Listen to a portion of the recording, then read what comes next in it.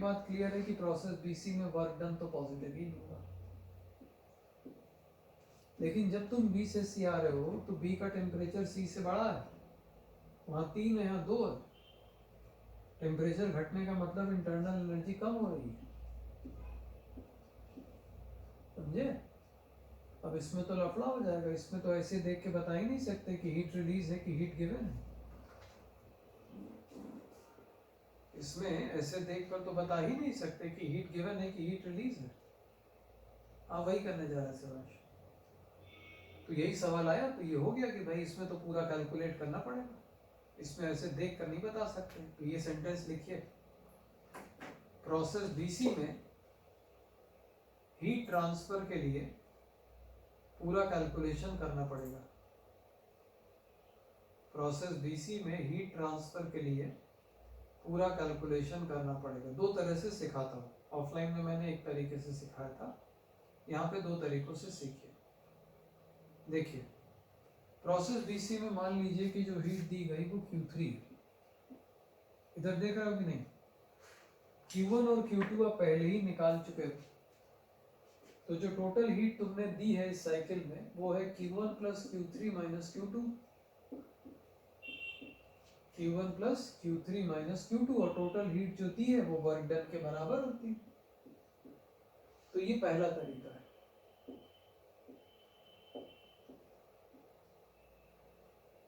This is your first method, copy करिए।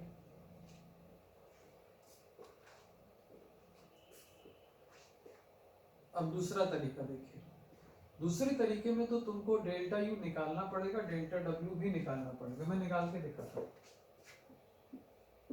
Delta U होगा N C V, decrease in internal energy है, एक तरह से मॉड डेल्टा यू बोल देते हो, टीबी माइनस टीसी। एन तो 1 ही है, सीवी हो 3/2 आर, टीबी है 3 P nought V nought by R, and this is 2 p naught v naught by r। तो ये आया 3/2 p naught v naught। अब वर्क WBC निकालने के लिए कौन सा एरिया निकालना पड़ेगा? देखिए, पूरा नीचे तक का,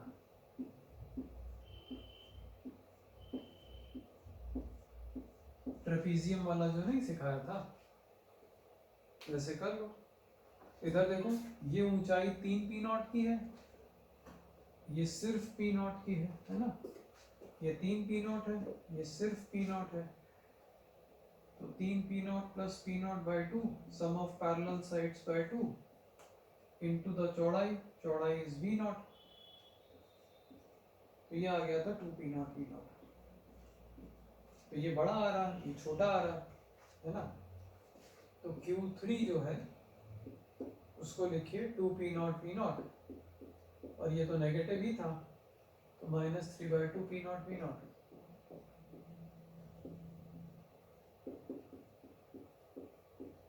So that's your answer।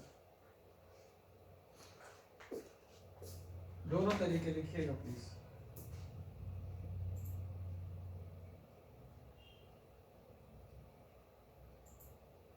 अब और सुनिए, इसका लास्ट क्वेश्चन आया था कि गैस का टेम्परेचर मैक्सिमम कहाँ होगा, निकालो।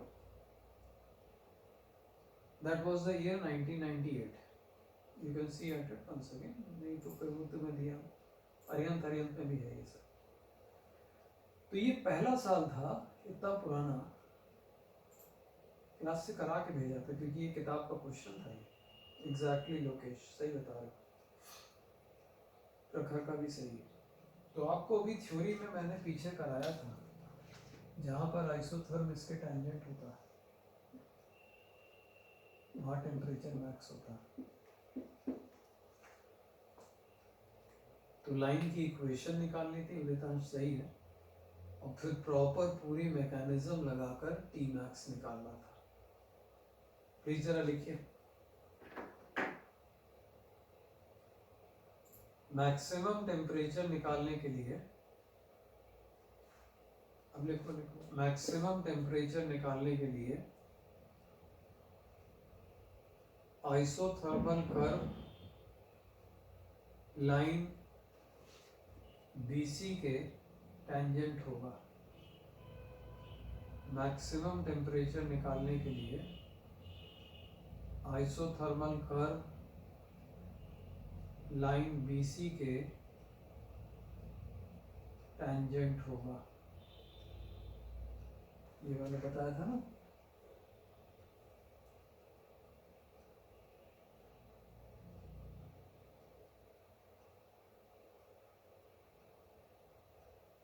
कर लिए सबने?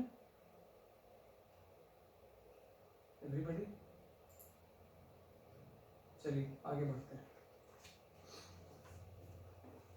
इसके बाद आपको एक क्वेश्चन और कराना है, सिर्फ SCV सर की बुक का है। जैसे लल्लू सवाल है मेंस के लिए, लेकिन अप्रोप्रिएट क्वेश्चन होने के कारण उसको अपन इग्नोर नहीं कर सकते।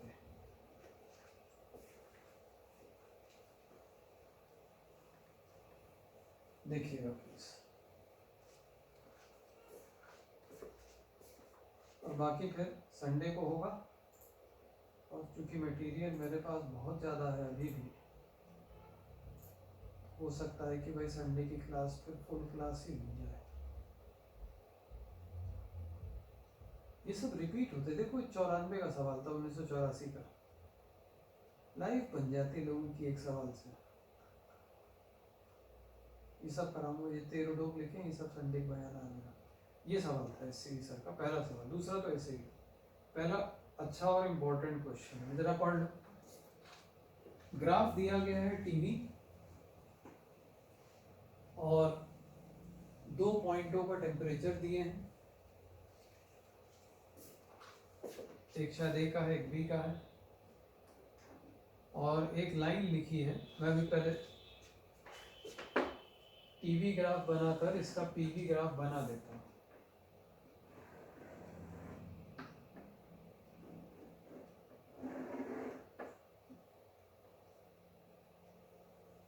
देखिए T और V डायरेक्टली प्रोपोर्शनल है एक पार्ट में, तो AB वाले में, तो ये तो हो गया आइसोबारिक प्रोसेस, है ना। AB वाला तो आइसोबारिक हो गया, और CA वाला हो गया आइसोकोरिक कूलिंग, क्योंकि वॉल्यूम कांस्टेंट है, टेम्परेचर घट रहा है।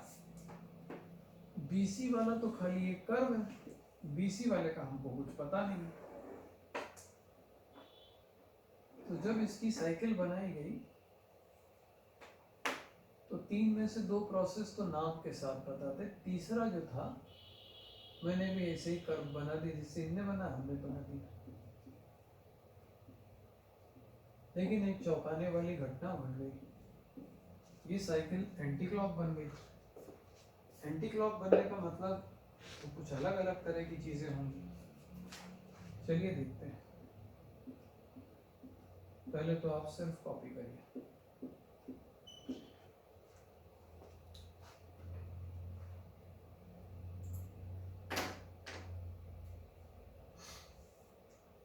अब देखिए इन्होंने कैसे लिखा, ऐसे नहीं लिखना चाहिए, ये कन्वेंशनल भाषा बदल देते हैं।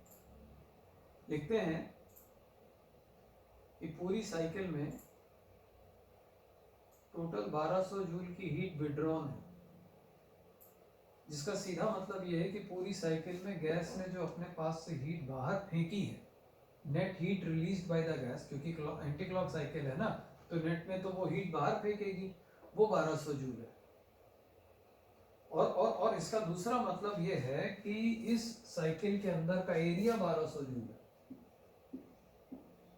इस साइकिल के अंदर का जो एरिया है वो 1200 जूल है, क्योंकि साइकिल के अंदर का एरिया इसमें होगा टोटल हीट जो बाहर फेंकी गई, क्योंकि एंटी क्लॉकवाइज साइकिल है। तो इसी बात को थोड़ा सरल तरीके से भी बोला जाए तो ज्यादा अच्छा लगता है। जरा लिखिए पूरी कहानी। साइकिल एंटी क्लॉकवाइज है, देखो साइकिल एंटी क्लॉकवाइज है, इसलिए साइकिल के अंदर का एरिया, इसलिए साइकिल के अंदर का एरिया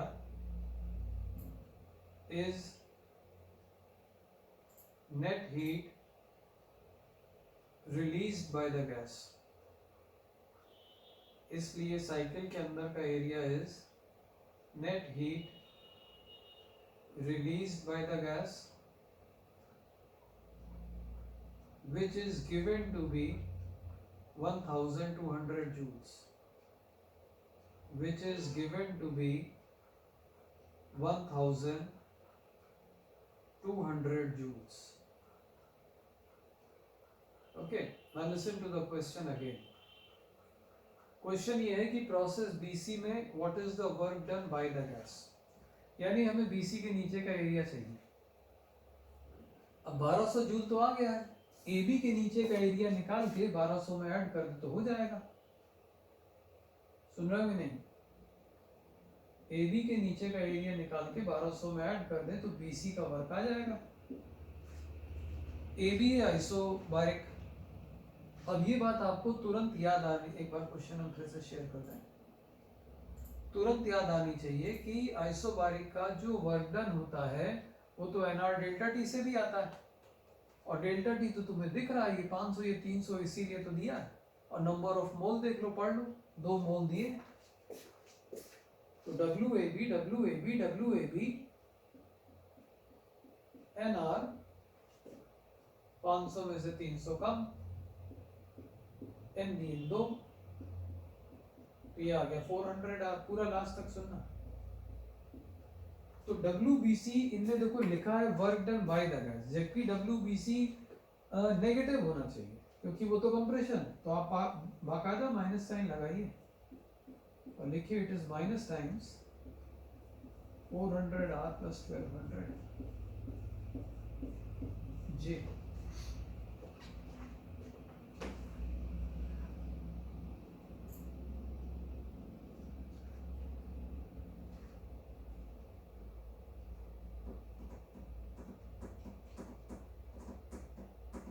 कर लिया?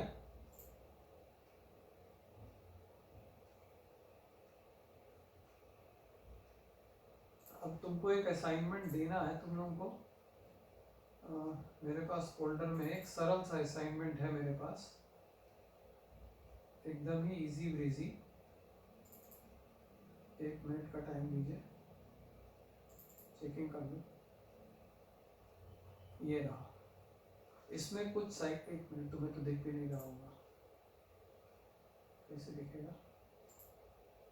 अरे मैं कहाँ गया? Return to meeting. ये है आसान सवालों का खजाना। इसमें आपको क्या क्या करना है जरा टिक करते जाओ, अभी मैं शेयर कर दूंगा। क्वेश्चन नंबर 1 2 3 4 5 6 मत करना, 6 गलत है। 1 2 3 4 5 7 8 9 10 11 में करना, 12 13 14, इसमें एंट्रोपी आ गया, एंट्रोपी सिलेबस में है लेकिन अभी पढ़ाया नहीं है। 15 मत करना, 16 17 18 19 20 21 का 0 22 23 24 खत्म। ये आसान सवालों का खजाना है जो अभी आपके साथ शेयर हो जाएगा, ठीक है? इसके बाद जो मैं अभी करा रहा हूं जिनसे सवाल, वो मत करो, वो मैं सैटरडे संडे को कराऊंगा। अब मैं आपको एक सवाल बना के दूंगा, समझे? वो आपको अभी करके सबमिट करना है। चलिए, बस उस एक में ही सारी आत्मा लगा दो, इधर उधर जाने की कोई जरूरत नहीं। पॉलीट्रॉपिक भी डालूंगा। एक प्रोसेस था, वो थर्मोडायनेमिक था। देखो क्या क्या था, ऐसे लिख लीजिए। 1 मोल मोनोएटॉमिक गैस,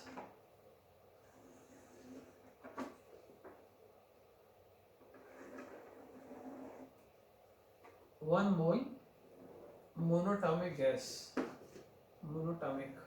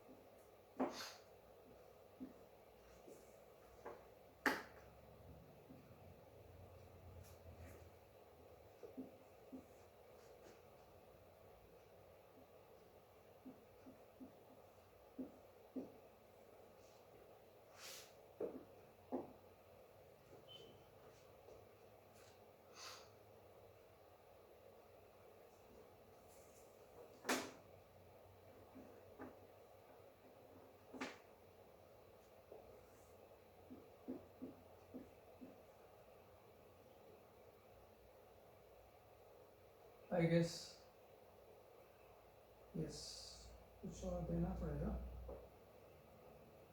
नहीं नहीं, लिखिए फाइंड आउट, नहीं पहले तो ये लिखिए process 3-4 is isothermal expansion, process 3-4 is isothermal expansion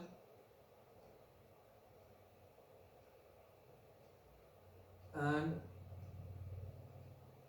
process 4-1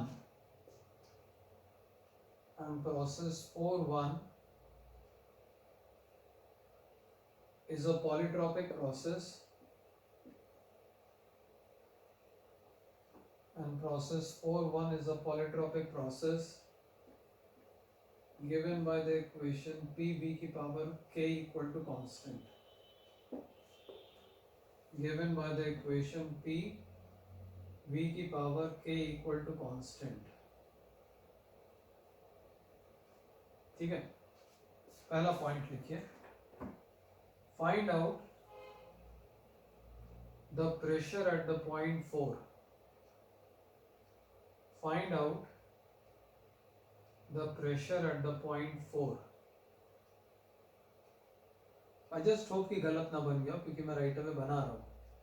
उसके बाद लिखिए find out the value of k, find out the value of k।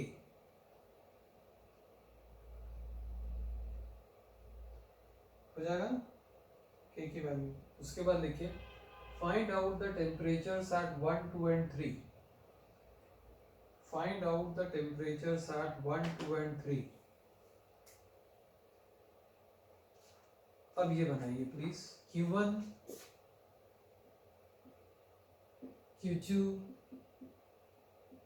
Q3। यार इसके लिए मैं कुछ बोल नहीं पाऊंगा 4-1 के लिए, तो मैं ऐसे ही बना दे रहा हूँ Q4।